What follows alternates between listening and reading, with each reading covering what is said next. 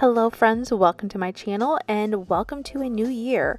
I know at the time that you're seeing this, it's probably at least a week or so after the new year, but the time that I'm recording this, it's just a couple days after the new year. And so welcome. We are going to be looking at 5 different categories that I personally choose to kind of reset or gently walk into the new year. These are just 5 categories that I feel like align with my goals. The first is to watch what I eat and when I eat it.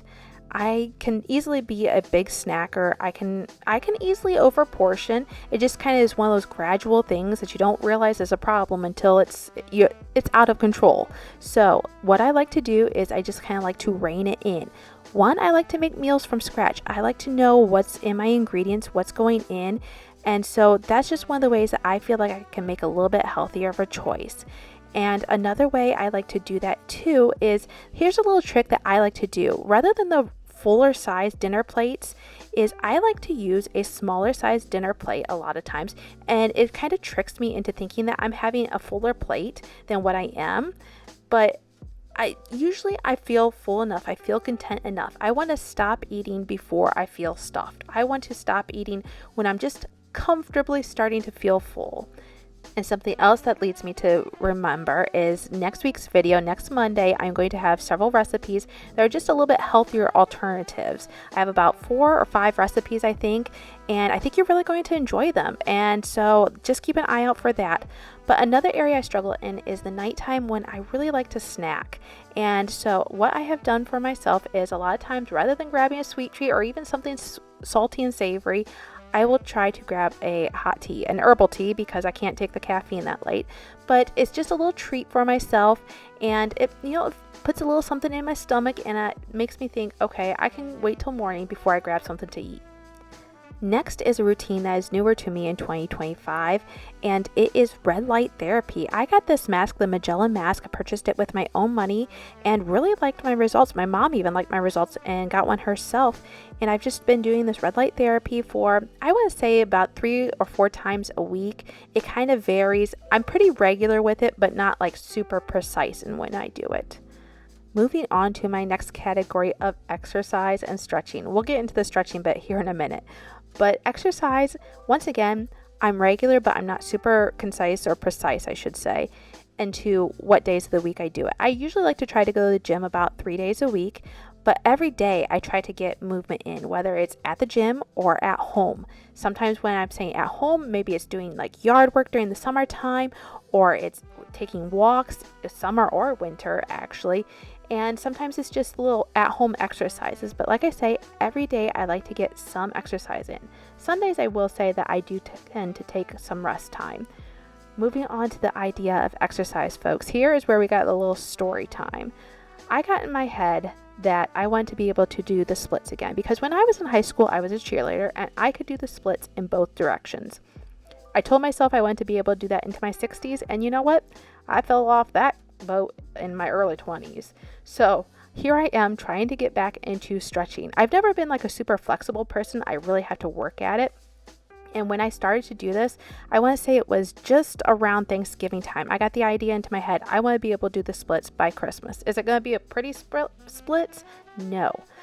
But long story short, I did not get the splits done by Christmas. I actually kind of had, I don't know if I want to call it a hip injury, but my hips just were not feeling good in the stretching position. And luckily we do have a physical therapist in the family. I consulted him and have kind of modified some of my stretching, not terribly, but just a few slight modifications. And then I stopped for a while, and then I continued back into doing it with those modifications, and things have felt better. Does it still feel great to do the stretches? No. Like I said, I've never been a super limber person, but I feel like stretching is really good for your body. I want to maintain my flexibility. I see a lot of older people who just can't do basic movements, and I'm like, I don't want to be that person. I want to maintain this flexibility for the long run. This isn't just for myself this year. This is for myself 20 years from now and maybe 40 years and so on. So that's my goal. That's my thought. And luckily, you see I'm losing my balance here a little bit, but luckily I had the wall to steady myself. And this little spot here is where I'm touching my toes. I'm happy to say I'm still able to touch my toes. I want to eventually be able to get my hands flat on the ground. Moving on then to work-life balance. Because my job has changed, because I do content creation as kind of like a full-time basis, and I do have a few other side jobs, but for the most part, my home is my workplace, my office, and everything like that, creative space and all that stuff. I just need to be careful at my work life isn't overlapping into my relaxation time and my time with my husband and everything. So that was one area that I really struggled in earlier on, because with when I was full-time employed with my other job, my senior home care job, a lot of times I would work on editing my hair care videos or my hairstyling videos in the evening, because that's just when I had the time.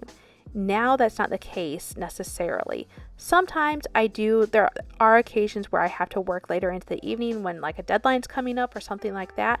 But for the most part, I try to set hours for myself during the daytime, like regular work time hours that I can accomplish the tasks that I need to. And then in the evening and on the weekends, I can spend more time doing, regular things, socializing, spending time with my husband, just relaxing, doing things I want to do. Like this, for instance, I like to work on puzzles. So especially when I'm a little bit more caught up, because once I get involved in a puzzle, I'm telling you, I am committed. I like to see that thing through. My grandma's the same way. So I can spend late night hours working on this puzzle. Is that another issue? Maybe. But it's just so relaxing to me. It's something totally different. Change of my mind and everything like that. And let me know, does anyone else like to do a puzzle? I know it's not for everyone. My husband can't even hardly put two pieces together and he's over it, but I just really enjoy it. This puzzle, I think it was a 1,000-piece puzzle and I was done in 2 days. So I've done a 1,000-piece puzzle before in 24 hours. So like I said, I can go through my puzzles pretty fast. But I do think it's important to take time to do things that you enjoy. And another thing that I like to do is to read. I really find that relaxing, and I do like to scroll and watch YouTube videos. I'm not big like on other social media things. I'm never on TikTok. Sometimes I get on Instagram, but YouTube is my preferred platform. Now, I do like to relax and watch some TV sometimes. My husband really likes to watch action shows and sometimes sports as well. And then I'm not the only one that likes to relax in the evening. Clearly, you can see Elmo is quite comfortable and he's just too cute. I can't help but, film him in here. So, another area that I like to focus on is my mental state. I know a lot of people struggle with mental issues, and there's no shame in that. I have not been one of those that really, I would say, struggles in that area, but I do like to keep myself, I want to say, focused, centered, and a big thing for me is reading scripture. I know that reading the Bible is a good practice for me to keep me grounded in the Word, to study what the Lord says, and just know what I believe. And so I encourage, if you're a Christian, to spend time in the Word. Next up, I like to keep things neat and tidy. And for me, that is gathering up the Christmas decorations at the beginning of the year, or actually, I should say rather, a few days after Christmas. I just like the cleanness of it, putting things away. I really like taking Christmas decorations down. I know that's not everybody's cup of tea, but for me, I definitely like it. It makes me feel like I have a clean space. Another thing that I really like to do during the winter time to help keep my mental clarity and everything like that is to spend time outside. Yes, it can be cold, but if you keep yourself moving, usually you'll be fine. I just like being outside. The coldness, the briskness of it somehow is invigorating, and you get that sense of accomplishment too, whether it's going for a walk or shoveling snow like I'm doing here. I've helped my dad haul wood before too, and it can be tough, it can be challenging, but it also can be very satisfying. So here I am just going for a walk. You can hear the birds. This is actually what I'm hearing. This is not audio that I am like downloading and putting on this. This is the actual birds chirping. It's just so peaceful and enjoyable, and the nice scenery and everything like that. So I just encourage you to spend some time outdoors. I hope you enjoyed this video. I hope you have a wonderful new year.